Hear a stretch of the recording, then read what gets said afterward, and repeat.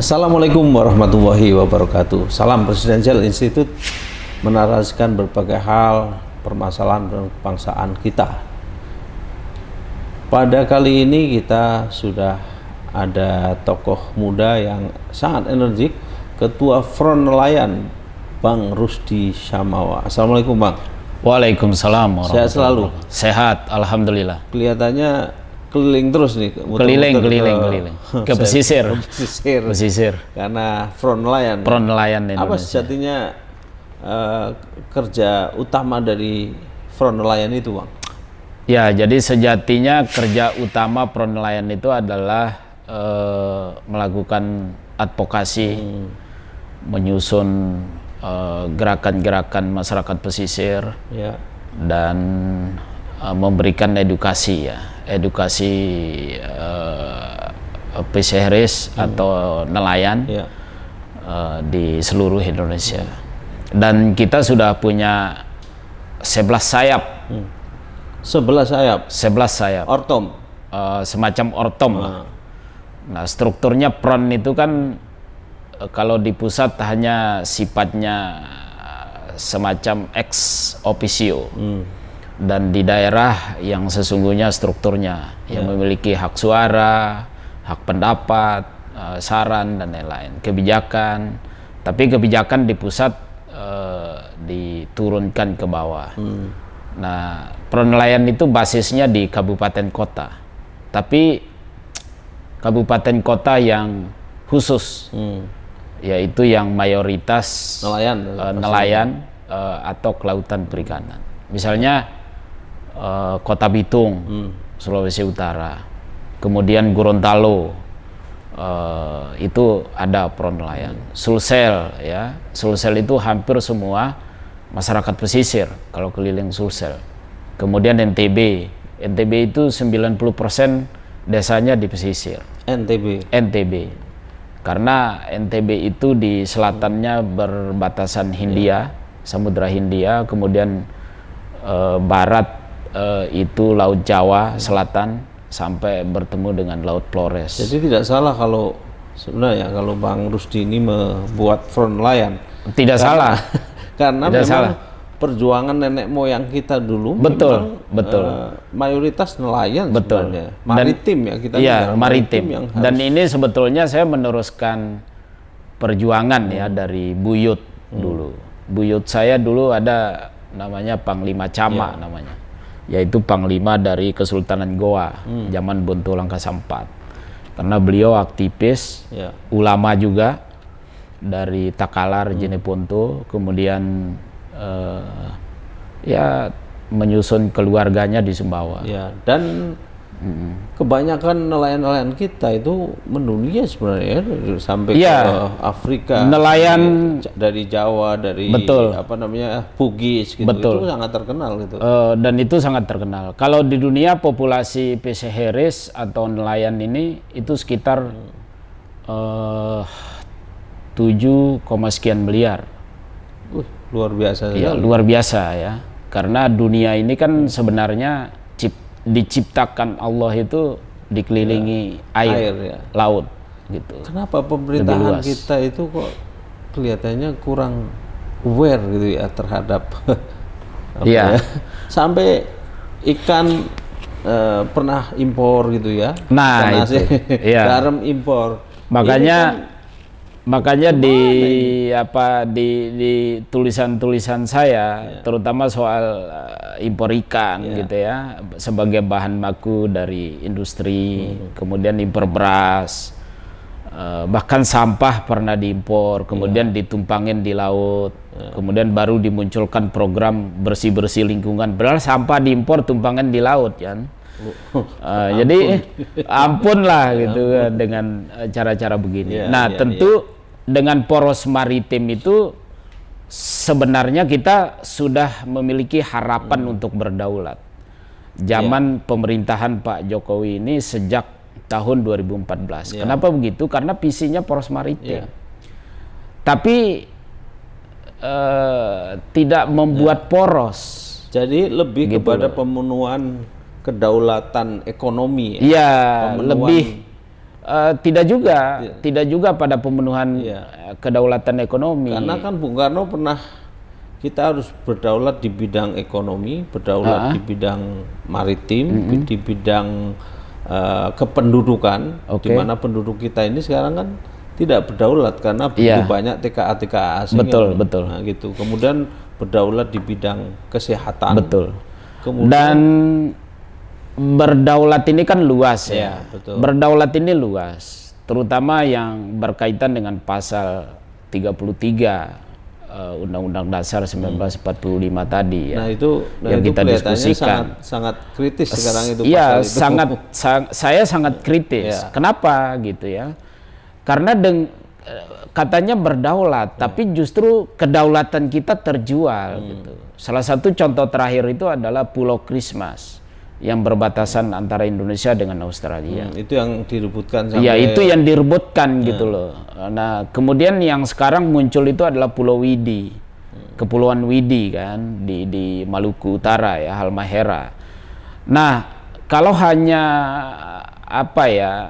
kita berbicara di atas kertas soal kedaulatan tapi tidak menapikan dari pengelolaan kepulauan itu justru mencoreng kedaulatan negara. Seperti itu gitu loh. Nah, coba bayangkan ya, dari muncul berita ada dua perspektif misalnya, ya kan? Perspektif satu dimunculkan dilelang Kepulauan Widi itu untuk membentuk satgas. Loh, kan bukan di satgas keputusan kedaulatan Kepulauan Widi. Itu di kementerian, di presiden gitu loh. Kemudian yang perspektif yang kedua, itu ditunda. Loh, kenapa harus ditunda? Karena ini kedaulatan kita. Gitu. Nah, saya dugaan ya dalam analisis itu adalah Widi ini mungkin saja modusnya untuk pembiayaan investasi yang disebut oligarki tadi ya, untuk IKN, kereta cepat atau pembiayaan yang lain gitu. Bisa jadi. Nah, dengan pasal 33 ini yang sudah di amandemen dan ditahbiskan dalam Undang-Undang Dasar 1945 sebenarnya harus dijalankan. Ini sekarang ada satu tokoh sentral kita, Pak Lanyala, itu kan lagi getol untuk kembali ke Undang-Undang Dasar 45 sesuai naskah asli. Bagaimana dukungan Front Nelayan terhadap Front Nelayan mendukung ketua kita, Pak Front Lanyala? Nelayan sangat mendukung, apalagi ini statusnya ketua DPD ya. Ya tentu atas nama negara dan seluruh perwakilan itu akan kita terasa adil rasanya gitu loh, terutama masyarakat pesisir. Bicara masa depan masyarakat pesisir itu kan kita belum tahu nih, ya kan? Karena maritim kita 90% dalam sengketa, ya kan? Misalnya pengajuan nama-nama pulau itu belum maksimal dilakukan kepada PBB oleh pemerintah. Ada ribuan pulau, bahkan jutaan pulau di Indonesia itu tidak ada namanya, gitu loh. Dan itu PR panjang. Dan itu buat kita. PR besar. Nah, gitu kan. Kemudian yang kedua, apa hubungannya pasal 33 dengan utang Indonesia yang hampir 7.000 triliun? Ya kan? Bahkan sampai 18.000. Sampai bisa diprediksi 18.000 triliun. Diprediksi begitu. Apalagi misalnya ancaman resesi bisa lebih, ya kan? Nah, menurut saya dengan pengelolaan kedaulatan maritim kita harus bisa, termasuk itu cara membayar hutang. Nah, bagaimana caranya? Kan kita memiliki 3 selat, ya kan? 3 selat kita, 3 alki, bahkan bisa 4 alki kita kan? Selat Lombok, di duanya di Jawa, Selat ya Bali, kan? Bukan alki 1, alki 2, alki 3, Selat Sunda, Malaka, Lombok kan, alki 3. Kalau misalnya kapal-kapal kargo, kapal-kapal impor ekspor ini, itu seluruh negara di dunia ini kapal-kapal itu tidak ada lewat manapun. Oke, Bang Rusdi, harapan Bang Rusdi sebagai Ketua Front Nelayan Indonesia terhadap para nelayan kita, apa sebenarnya yang diharapkan itu, yang diingini oleh harapan Front Nelayan? Front Nelayan Indonesia kepada pemerintah dan masyarakat Indonesia ya. Yang pertama, Front Nelayan dari dulu komit berjuang untuk kembali ke Undang-Undang 45 asli ya. Kemudian yang kedua, berharap kepada pemerintah untuk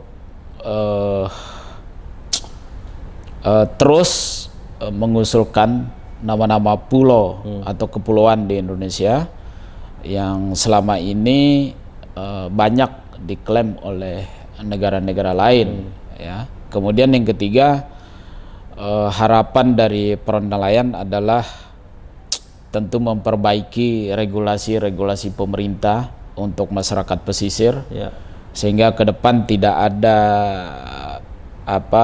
kebijakan itu tidak mandek dan masyarakat bisa mengakses dari semua kebijakan itu sehingga dipermudah.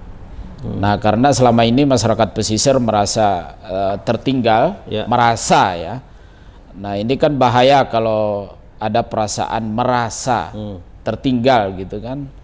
Nah, tentu kalau merasa tertinggal berarti keadilan itu belum terpenuhi. Maka oleh karena itu harapan kepada pemerintah jangan hanya bersifat eksploitatif terhadap masyarakat pesisir baik laut maupun daratnya, dan lebih ke pendekatan proporsional. Selama ini yang eksploitatif saya kira tidak hanya pemerintah ya, tapi para politisi, tentu para politisi, oligarki ya, terutama oligarki ya. Karena dan itu semuanya sebenarnya merugikan nelayan. Ya, karena oligarki ini kan tentu basisnya investasi. Apalagi di Undang-Undang Cipta Kerja ya, di mana AMDAL itu diturunkan grade-nya atau diperlemah syarat regulasinya, dengan mudah, sangat mudah seluruh oligarki perusahaan-perusahaan industrial ini sangat mudah mendapat AMDAL. Dan itu membahayakan lingkungan karena yang merusak maritim kita itu adalah hutan yang tandus, ya kan, akibat investasi, sehingga dengan kerusakan-kerusakan yang terjadi sekarang maupun akan datang itu akan sangat mahal diperbaiki. Jadi itu harapannya, mari kita menjaga laut, menjaga alam sekitar agar tidak rusak dan mencegah kerusakan lebih dini lah. Dan tentu menjadi tugas kita bersama. Tentu menjadi tugas kita bersama, terutama pemerintah. Closing statement untuk podcast kita yang singkat ini, Pak Rusdi. Ya, Indonesia merupakan negara maritim. Tentu harapan besarnya kita tidak hanya memunggungi laut, tetapi kita juga mampu memanfaatkan seluruh potensi yang ada. Karena dengan seluruh potensi SDA, sumber daya ikan yang banyak, sumber daya lobster yang banyak, kemudian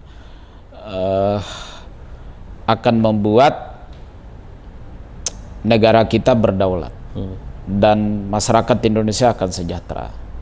Kalau kemampuan kita, bangsa Indonesia atau pemerintah ini mengelolanya dengan cara-cara benar, terutama kemampuan memanfaatkan potensi maritim kita dengan 3 selat tadi ya yang kita sebutkan, Alki 1, 2, dan 3. Paling tidak pemerintah membuat terminal transit bagi kapal-kapal kargo yang bolak-balik Indonesia dari seluruh dunia, ya tentu itu akan menambah pendapatan, devisa negara.